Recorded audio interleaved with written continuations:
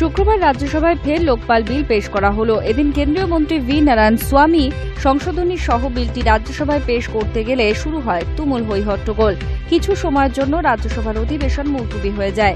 বিজেপির তরফে দাবি করা হয়েছে, লোকপাল বিলের সর্বদলীয় সংসদীয় কমিটির আনা প্রস্তাবগুলি পুরোপুরি অবহেলা করা হয়েছে। 2 বছর আগে লোকসভায় লোকপাল পাশ করা হয়েছিল, কিন্তু রাজ্যসভায় সংশোধনী প্রস্তাব এনে লোকপাল বিলটিকে সিলেক্ট কমিটির ঠান্ডা ঘরে পাঠিয়ে দেওয়া হয়। অবশেষে শুক্রবার রাজ্যসভায় তুমুল হট্টগোলের মধ্যেই পেশ হল লোকপাল বিল। এদিন লোকপাল বিল সংসদের উচ্চকক্ষে পেশ হওয়ার পর রাজ্যসভার বিরোধী দলের উপনেতা রবিশঙ্কর প্রসাদ বলেন, সব দল একযোগে বিলের খসড়া তৈরি করেছে, যা এই অধিবেশনেই পাশ হওয়া উচিত। একই বক্তব্য শোনা গেছে বিএসপি প্রধান মায়াবতীর গলাতেও। যদিও লোকপাল বিলের বিপক্ষে সরব হয়েছে সমাজবাদী পার্টি। এদিন সপা নেতা নরেশ আগরওয়াল বলেন, লোকপাল বিল পাশ করানোর বিষয়ে এত দ্রুততার কোনো প্রয়োজন নেই।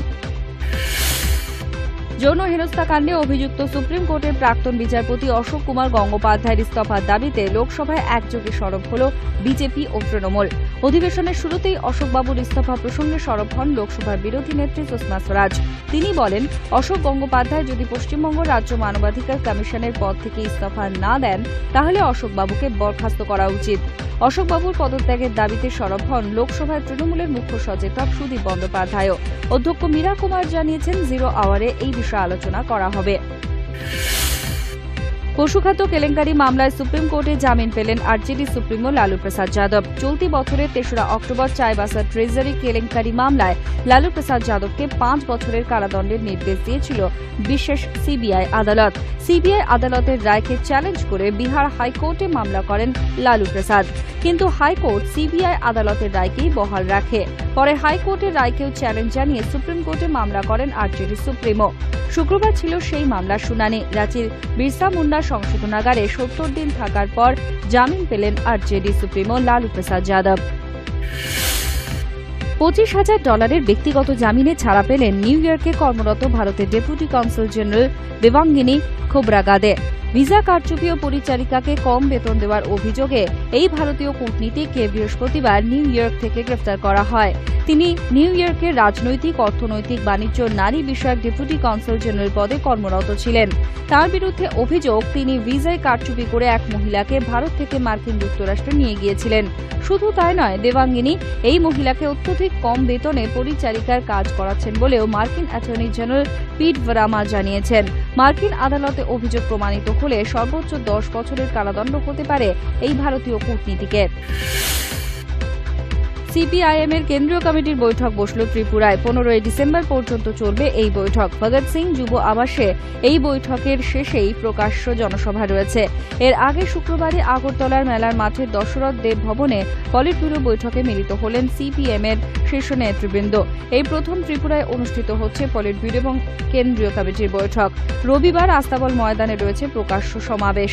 এবারের বৈঠকে 5 রাজ্যের বিধানসভা নির্বাচনের ফলাফল পর্যালোচনা, লোকসভা নির্বাচনে দলীয় রণনীতি নির্ধারণ এবং দলের প্রার্থী তালিকা নিয়ে আলোচনা হওয়ার সম্ভাবনা রয়েছে।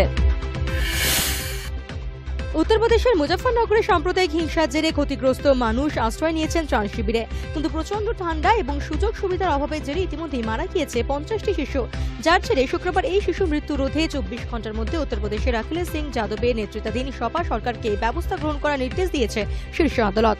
এদিন মুজফ্ফরনগরে সাম্প্রদায়িক হিংসা, বিধ্বস্তদের ত্রাণ এবং পুনর্বাসন বিষয়ে একটি আবেদনের শুনানিতে শীর্ষ আদালতের প্রধান বিচারপতি পি সত্যাশিবমের উত্তরপ্রদেশ সরকারকে স্পষ্ট জানিয়েছেন, তারা সংবাদ মাধ্যমের প্রতিবেদন পড়েছেন খবরের কাগজে প্রকাশিত প্রতিবেদনগুলিও।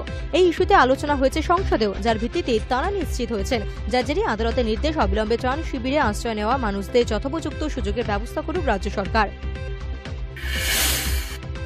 কেন্দ্রীয় সরকারের অনুমতি ছাড়া উত্তরপ্রদেশের সরকার কখনোই কোনো সন্ত্রাসবাদী কার্যকলাপের সঙ্গে যুক্ত থাকার অভিযোগে দায়ের হওয়া মামলা প্রত্যাহার করতে পারে না।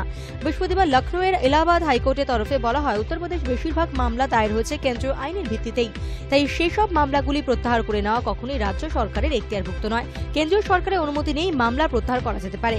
উল্লেখ্য, উত্তরপ্রদেশ সরকার ক্ষমতায় আসার পর 19 জন মুসলিম সম্প্রদায়ের মানুষ যাদের বিভিন্ন সন্ত্রাসবাদমূলক কাজে যুক্ত থাকার অভিযোগে গ্রেফতার করা হয়েছিল, তাদের বিরুদ্ধে সন্ত্রাসবাদ আইনে দায়ের মামলাগুলি প্রত্যাহার করে নেওয়া হয়েছে, যার পরে আদালতে দায়ের এক জনস্বার্থ মামলার ভিত্তিতে এদিন এই রায় দেয় এলাহাবাদ হাইকোর্ট।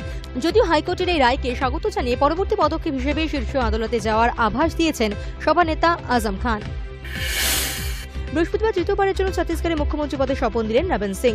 61 বছর বয়সী রমন সিংকে এদিন শপথ বাক্য পাঠ করেন ছত্তিশগড়ের রাজ্যপাল শেখর দত্ত। এদিনের শপথ গ্রহণ অনুষ্ঠানে উপস্থিত ছিলেন বিজেপির সর্বভারতীয় সভাপতি রাজনাথ সিং, বিজেপি নেতা লালকৃষ্ণ আডবাণী, লোকসভার বিরোধী দলনেত্রী সুষমা স্বরাজ, রাজ্যসভার বিরোধী দলনেতা অরুণ জেটলি, গুজরাটের মুখ্যমন্ত্রী নরেন্দ্র মোদী, মধ্যপ্রদেশের মুখ্যমন্ত্রী শিবরাজ সিং চৌহান, পাঞ্জাবের মুখ্যমন্ত্রী প্রকাশ সিং বাদল সহ অন্যান্যরা।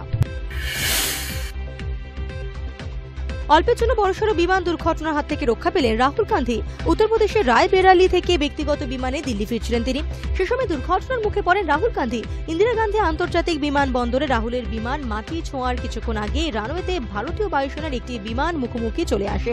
বনাঞ্চলে দুর্ঘটনা থেকে রক্ষা পান রাহুল। সোজা খবর, ইন্দিরা গান্ধী আন্তর্জাতিক বিমানবন্দরে রাহুলের ব্যক্তিগত বিমান ল্যান্ডিং এর অনুমতি পায়, কিন্তু সে সময় একই রানওয়েতে ভারতীয় বায়ুসেনার লিউসিন এয়ারক্রাফটও ওড়ার প্রস্তুতি নিচ্ছিল। ভুল হয়েছে বুঝতে পেরে রাহুলের বিমানের চালককে এটিসি তরফে অন্য রানওয়েতে নামার নির্দেশ দেওয়া হয়। এই পুরো ঘটনার তদন্তের নির্দেশ দিয়েছে ডিজিসিএ।